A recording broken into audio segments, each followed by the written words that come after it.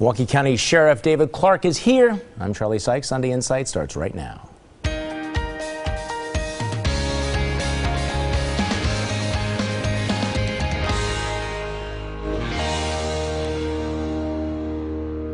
Good morning and welcome to Sunday Insight. In the week that was, the head of the VA resigns over the health care scandal. The new owners of the Bucks drop in and suggest they are open to more investors. Speculation about talks between the Walker campaign and John Doe prosecutors draws criticism from other conservative targets of the probe, and new numbers show the national economy actually shrank in the first quarter of the year. But we start with the continuing fallout from a tragic playground shooting. 2 arrests in the shooting of 10-year-old Sierra Guyton on a school playground, and neither of them were strangers to the criminal justice system. 18-year-old Sylvester Lewis was a convicted felon with 15 prior arrests. A second suspect had killed a teenager back in 2003, just a block away from the playground. The original first-degree homicide charge was plea bargained down to second-degree reckless homicide, and he was released last year. That revolving door led Milwaukee County Sheriff David Clarke to call on Milwaukee's District Attorney John Chisholm and Chief Judge Jeffrey Kremers to suspend what he called cruel social engineering criminal justice experiments that Clarke said were resulting in dangerous criminals being released back onto the streets. Sheriff Clarke joins me for our first segment. So, Sheriff, first of all, thanks for joining me. I appreciate it. My pleasure. Let's talk about what are the social experiments you're talking about. What specifically are you referring to? Well, these are misguided policies within the criminal justice system. Things like deferred prosecution instead of charging somebody to hold them accountable, watered down sentences in exchange for plea bargains, alternatives to incarceration, things like restorative justice, all these nice sounding well, these are things names. that the DA and others and the judge, they said these are smart on crime tactics. No, in fact, I've said that these are stupid on crime, and the reason it is because you're taking people who have already indicated by their previous behavior that they're not going to live by society's laws. These individuals have committed some heinous crimes, and these misguided social engineering experiments take these individuals, put them back into these communities, stressed communities where good, law-abiding black people live, just looking for a peaceful way of life, and you know they're going to reoffend. They do reoffend. The thing that bothers me, and the reason why I call them cruel, is because when these experiments backfire, and they do, it's on someone else's kids, like Sierra Guyton. It's on someone like the 29-year-old who took a bullet in the head as she's driving down the street to go to the hospital where her father was dying. It's like the 2-year-old who takes a bullet in the back as it rips through his home.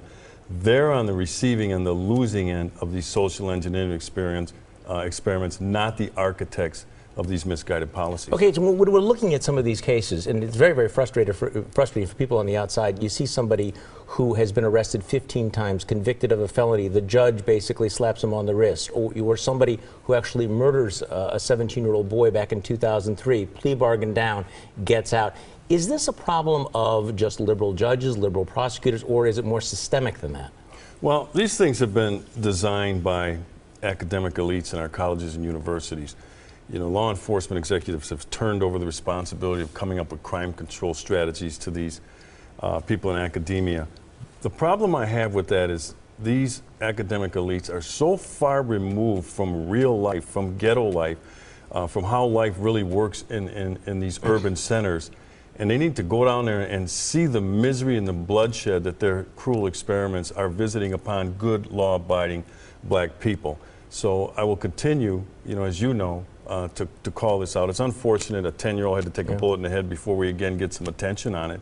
But what this stuff does, Charlie, is it normalizes criminal behavior. When you take a guy and you arrest him for a burglary and you plea bargain that down to a theft from dwelling, you have sent a message to that individual that his behavior is somewhat acceptable, and so again, it normalizes otherwise criminal behavior. Well, you know, you're about the only local official, locally elected official, who's raised this issue because, you know, the usual suspects are saying that we need more laws, that the state legislature needs to pass laws that keep guns out of the hands of criminals. Your reaction to that? Well, that's misguided, and that's more about a political agenda, as you know.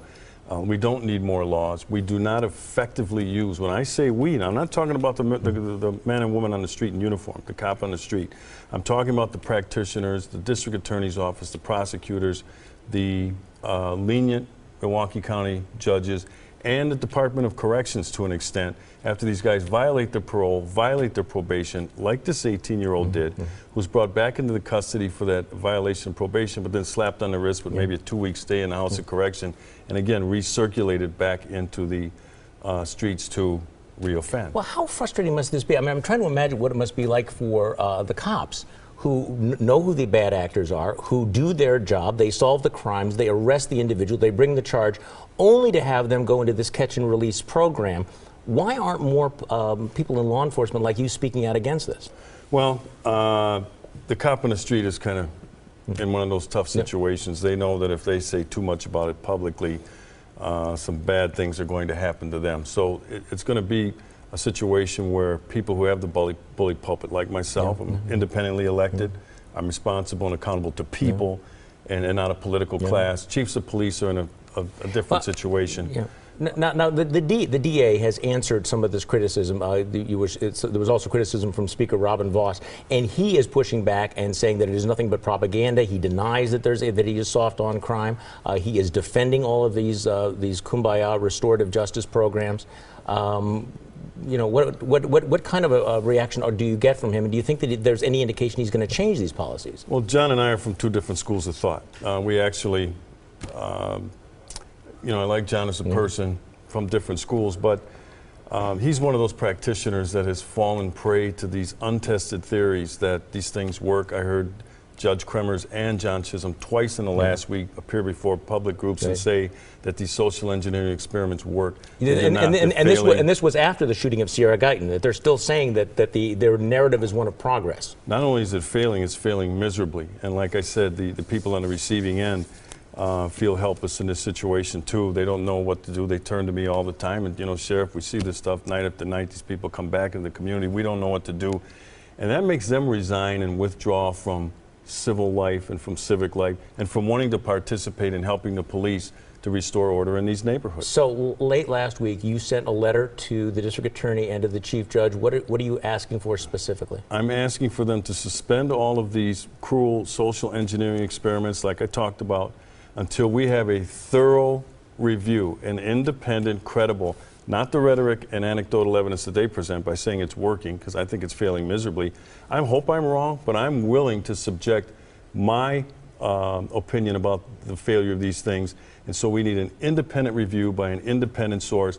I think you got to take a look at a 5-year study, because that's a decent population pool to, to pull from, so you make sure that it's not skewed. If they really care and if they believe the rhetoric that they're spewing, they'll agree to at least the study. I don't know if they'll suspend the practices, but they'll agree to the study. Well, good luck with that. Thanks for joining me. I appreciate it very much. Pleasure. Our panel joins us next when Sunday Insight continues.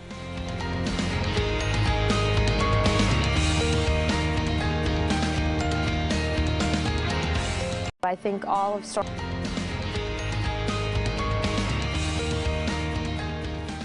Mary Burke, the Democrat candidate for governor, tried to score some political points off the shooting of 10-year-old Sierra Guyton, saying last week that Republicans in the legislature were more interested in suppressing votes than suppressing violence in Milwaukee. Well, that brought a sharp response from Governor Scott Walker, who called her comments hogwash and pointed out that he had repealed a Jim Doyle-era early release plan for criminals. But let's start with what we just heard. Is Sheriff Clarke right? Now, joining me on our panel this morning, the Milwaukee Community Journal's Michael Holt, former State Representative Michelle Litchens, political strategist Lynn DeBruin, and political consultant Mary Jo Boss. So is the sheriff right, Michael Holt? Well, you made many valid points. You know, I think there's still room for some of these alternative programs, particularly with non-violent crimes. But if we look at some of these cases, the individuals involved in this, you know, what was it, 10, 15 arrests in the last couple of years, they should have been put under the jail.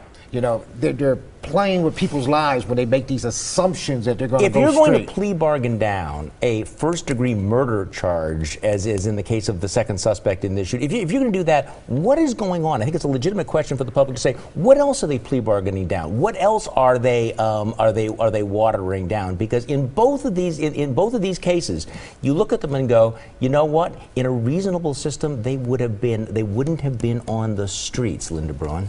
You know, I agree with a fair amount of what he said, and I also agree with Michael that part of the problem is with the sheriff calling for all of the programs to be halted.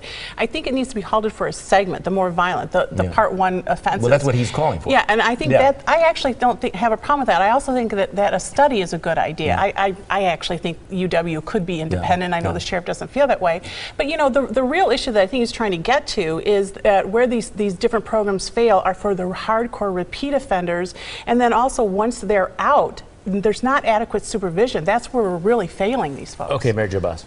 Well, I think I agree with what he said. It's not random and it's not surprising what's going on in our city. It's a natural byproduct of these sorts of policies. It's an unaccountable morass in these violent offenders. And the DA and the chief judge are really bought into these approaches, and they are not willing to budge, and they tell themselves that they're incredibly successful. I think the community really has to ask, you know, what is our defense if the cops arrest these guys and they go into the criminal justice system and they are released after ridiculously short terms?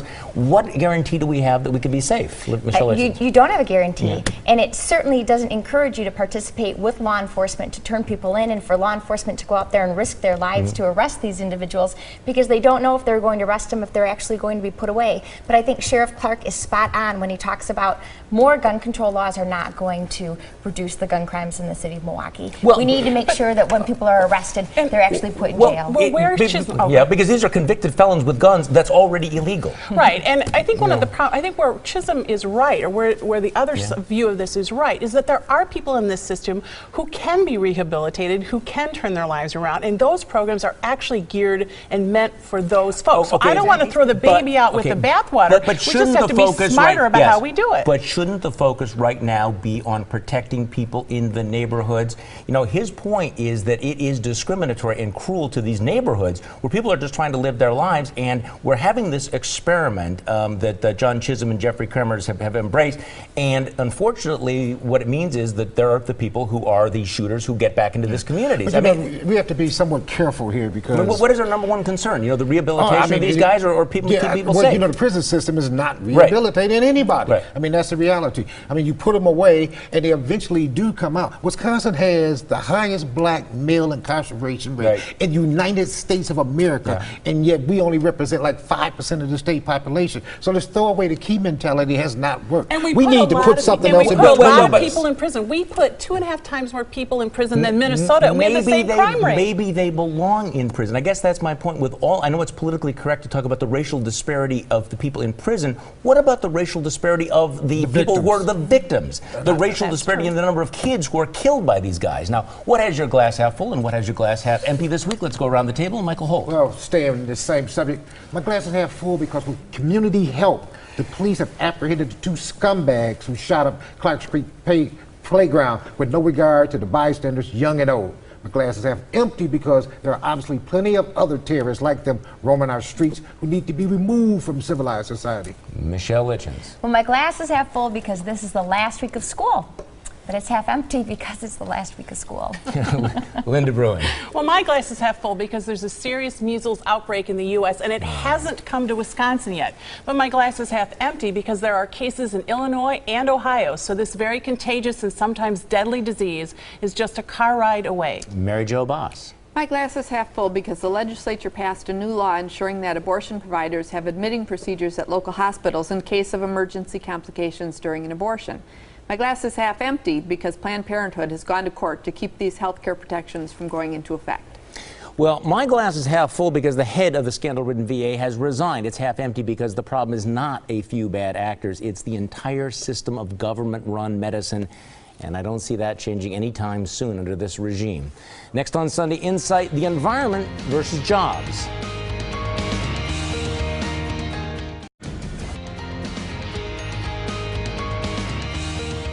Brace yourself. On Monday, President Obama is scheduled to roll out new massive energy regulations that critics say will hit Wisconsin with a double whammy. Obama's plan will impose strict new rules on existing coal-powered power plants.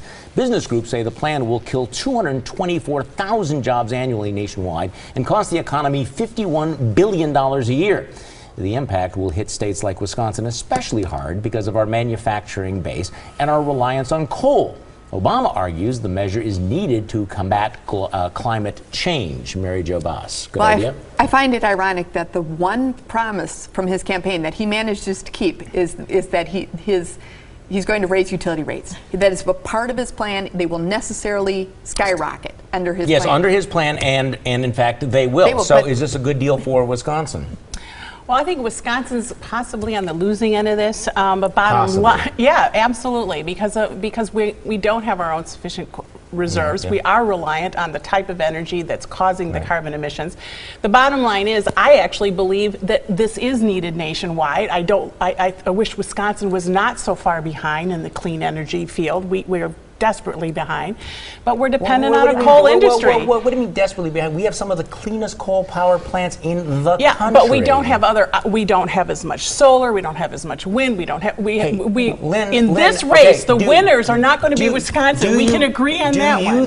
Do you think that our big factories, the Harley Davidsons of the world, are going to be able to run on windmills and solar plants? No, I don't. And that's why Wisconsin is behind. It's not because everyone buried their head to the Michelle, sand, but it's a problem. If this goes into effect, it's not only going to hurt Wisconsin, but it's going to hurt our entire country, because manufacturing is going to go where it's cheap, right? They're going to go to other countries, and they are going to continue to pollute. So I think the Obama administration needs to pay attention to how much they're polluting around the world before they start targeting us at home.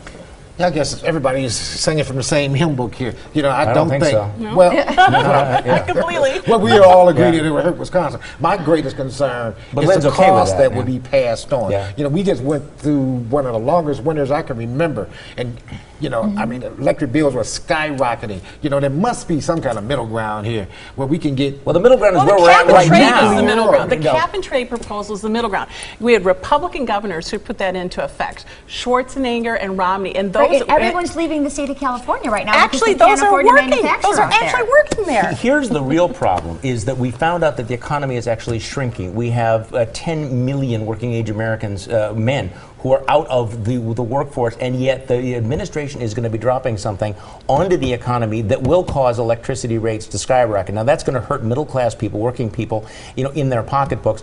The impact on states like Wisconsin will be devastating. I think it's going to be interesting to see how Democrats in Wisconsin who are complaining about the lack of job creation will explain why they are embracing a policy that's going to kill as many jobs as this is. Now, we have a new feature that those of you listening to my radio show may find familiar. It is the what is it that you don't get? Let's go around the table. Michael Holt. What I don't get is, last week marked the 60th anniversary of Brown versus Board of Education. What I don't get is why people continue to be duped into believing that there's a pot of gold at the end of the one-way busing rainbow. Michelle Litchens. Why do universities preach to the rest of us about the need for diversity, yet universities themselves deny students the opportunities to hear from conservative commencement speakers? Lynn DeBruin. Robin Voss wants to be tough on crime. So in 2013, he said Milwaukee police weren't doing their jobs, and for years he's accused Milwaukee officials of being soft on crime. So what I don't get is why he won't support legislation requested by police that would make carrying an illegal handgun a felony. Oh, I know why. The gun lobby. Mary Jo Boss. Charlie, what I don't get is how anyone in their right mind could justify giving University of Wisconsin-Madison nearly $5 million in federal funds to create science fiction based on climate change scenarios. Really, $5 million to write science fiction scenarios. Well, what I don't get is, first of all, what Linda Bruin thinks an illegal gun is. No, what I really don't get is, if you're Kate Middleton and you are the most watched woman in the world, don't you make sure that you're wearing appropriate underwear? Next on Sunday Inside, our panel picks the winners and losers of the week.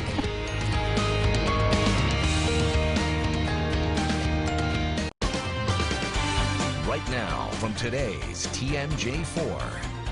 A good Sunday morning to you. I'm Tom Murray. And I'm Storm Team forecaster Scott Steele. Tom, your weather word for today is summery. Yes, indeed. We're going to have conditions that feel a whole lot more like summer as we begin the start of meteorological summer this June 1st. Warm and humid conditions outside, and your quickcast calling for high temperatures rising to near 80 degrees, dew points climbing through the 60s to near 70, and look for breaks of sun, but also rounds of showers and storms that'll be scattered around the area as we go through the afternoon. All right, Scott, thank you very much. Now to a breaking news update. A man with a gun chased by 4 other men is a sight that some people along Milwaukee's lakefront will not soon forget. It happened around 7 Saturday evening in the Collectivo parking lot. Witnesses were just outside at the outdoor cafe there. Shots were not fired in that area. You're up to date now on today's TMJ4.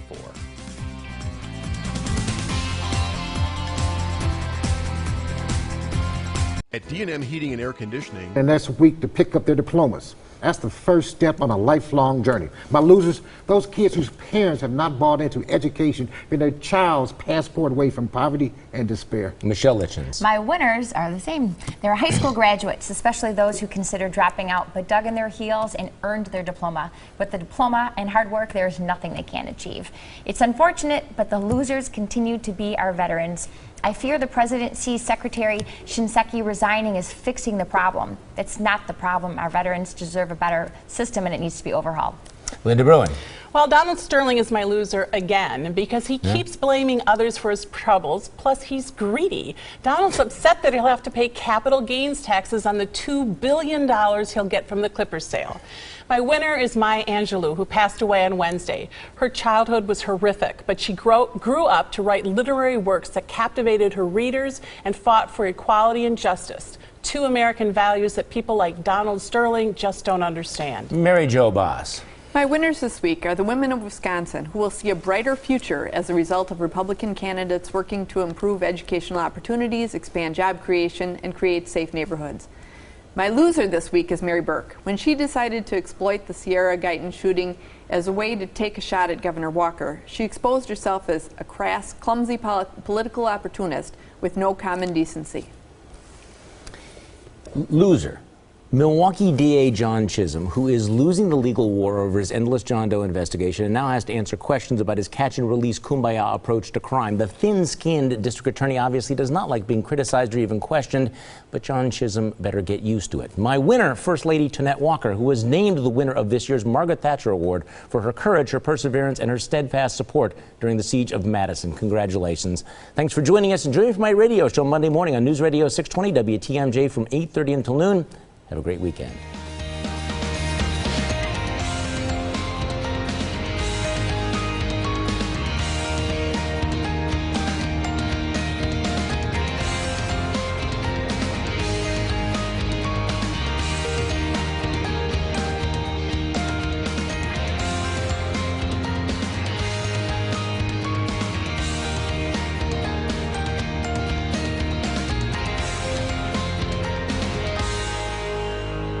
When a Shorewood